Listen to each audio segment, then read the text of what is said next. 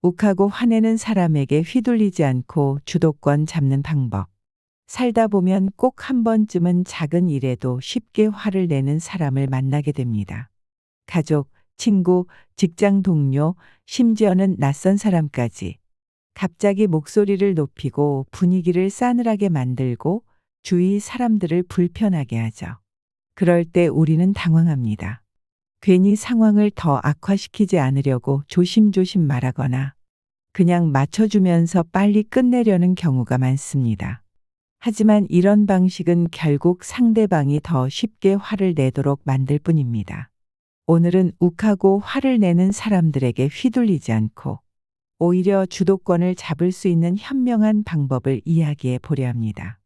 이제부터 그들의 감정에 끌려다니지 않고 냉정하게 상황을 컨트롤하는 법을 알아볼까요?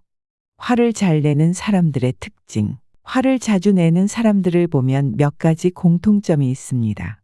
이들의 심리를 이해하면 앞으로 대응하는 것이 훨씬 쉬워질 거예요. 첫째, 작은 일에도 과하게 반응한다. 작은 농담이나 사소한 실수에도 쉽게 폭발하는 사람들이 있습니다. 마치 작은 불씨에도 집 전체가 타버리는 것처럼 반응하죠. 이들은 자신의 자존심이 조금이라도 건드려지면 방어 기제처럼 화를 내며 자신을 보호하려 합니다. 하지만 그 반응이 너무 과격해서 주변 사람들은 부담을 느끼게 되죠. 이런 사람들은 보통 감정을 잘 조절하지 못합니다. 본인도 후회하면서도 순간적으로 감정을 주체할 수 없어서 화를 내는 방식으로 감정을 표출하는 것입니다. 이들은 감정이 쌓이면 폭발하는 경향이 있기 때문에 작은 일에도 필요 이상으로 반응할 가능성이 큽니다. 둘째, 책임을 회피하려 한다.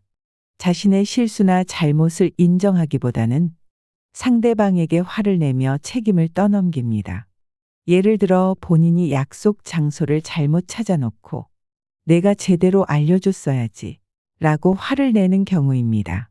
이런 사람들은 내면적으로 자존감이 낮고 자신이 틀렸다는 사실을 받아들이는 것이 두렵기 때문에 화로써 자신의 실수를 덮으려 합니다. 이런 유형의 사람들은 본인이 잘못한 걸 알아도 체면이 깎이는 것을 극도로 싫어합니다. 그래서 상대를 공격함으로써 자신을 방어하려고 하는 것이죠. 이들을 상대할 때는 감정적으로 대응하지 않고 냉정하게 논리적으로 대처하는 것이 중요합니다. 셋째, 감정 기복이 심하다. 방금 전까지 웃고 있던 사람이 순간적으로 기분이 상해버리고 화를 내는 경우가 있습니다. 이들은 자신의 감정을 제대로 컨트롤하지 못하고 작은 자극에도 감정이 격해지면서 주변 사람들을 피곤하게 만듭니다. 가족 모임이나 회식 자리에서 갑자기 분위기를 싸하게 만드는 유형이죠. 이들은 감정적으로 불안정한 경우가 많으며 특정한 상황이나 말에 예민하게 반응하는 특징이 있습니다. 그렇기 때문에 이들과 대화할 때는 조심스러운 접근이 필요합니다. 때로는 상대가 무슨 말에 민감한지 파악하는 것이 도움이 될 수도 있습니다. 넷째, 통제권을 잃는 걸 견디지 못한다.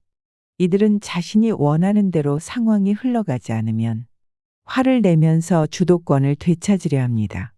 자신의 의견이 반영되지 않거나 계획대로 일이 진행되지 않을 때 강한 분노를 표출하죠. 결국 화를 통해서라도 통제권을 되찾으려는 심리입니다. 이런 사람들은 스스로 상황을 조종해야 안심이 됩니다. 만약 누군가가 자신의 의견을 무시한다고 느끼면 그 순간부터 감정이 폭발하는 것이죠. 이들을 상대할 때는 가끔 그들에게 적절한 통제감을 주면서 불필요한 갈등을 피하는 것도 좋은 방법이 될 수 있습니다. 화를 내는 사람들에게 휘둘리지 않는 방법. 이제부터는 욱하는 사람을 상대할 때 우리가 어떻게 대처해야 하는지 알아보겠습니다.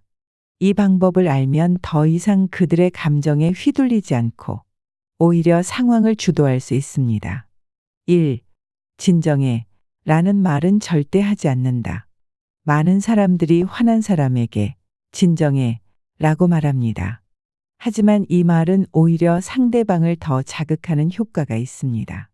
화를 내는 사람들은 이미 감정이 폭발한 상태이기 때문에 진정해 라는 말을 들으면 자신의 감정이 무시당한다고 느낍니다.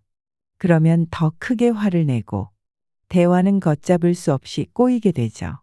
대신 차분한 목소리로 이렇게 말해보세요. 내가 그렇게 화가 났다면 이유가 있을 거야. 무슨 일이 있었는지 이야기해 줄래?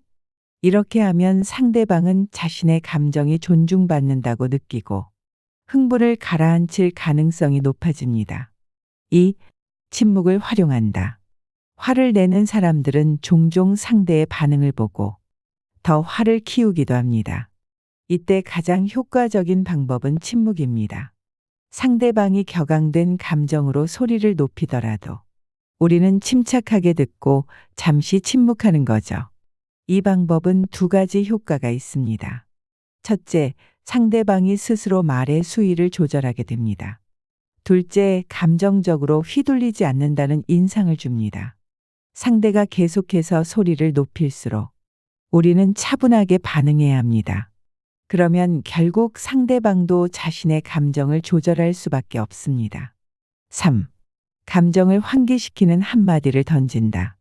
상대방이 갑자기 화를 내면 우리는 보통 그 이유를 파악하기보다는 방어적으로 반응하기 쉽습니다. 하지만 이런 상황에서는 감정을 환기시킬 수 있는 한마디가 매우 효과적입니다. 무슨 안 좋은 일 있으셨어요?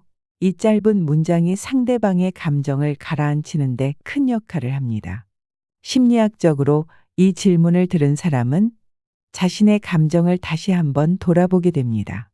그리고 화를 내는 본질적인 이유가 지금의 상황 때문이 아닐 수도 있다고 깨닫게 되죠. 화를 내는 사람을 상대할 때 중요한 것은 그들의 감정에 휘둘리지 않는 것입니다. 그렇다고 해서 무조건 피하거나 그들의 감정을 억누르려 해서는 안 됩니다. 우리가 해야 할 일은 상대의 감정을 인정하면서도 차분하게 대응하는 것입니다. 다음번에 욱하고 화를 내는 사람을 만나면 오늘 이야기한 방법들을 떠올려 보세요. 더 이상 그들의 감정에 끌려다니지 않고 스스로 상황을 컨트롤하는 사람이 될 수 있을 겁니다.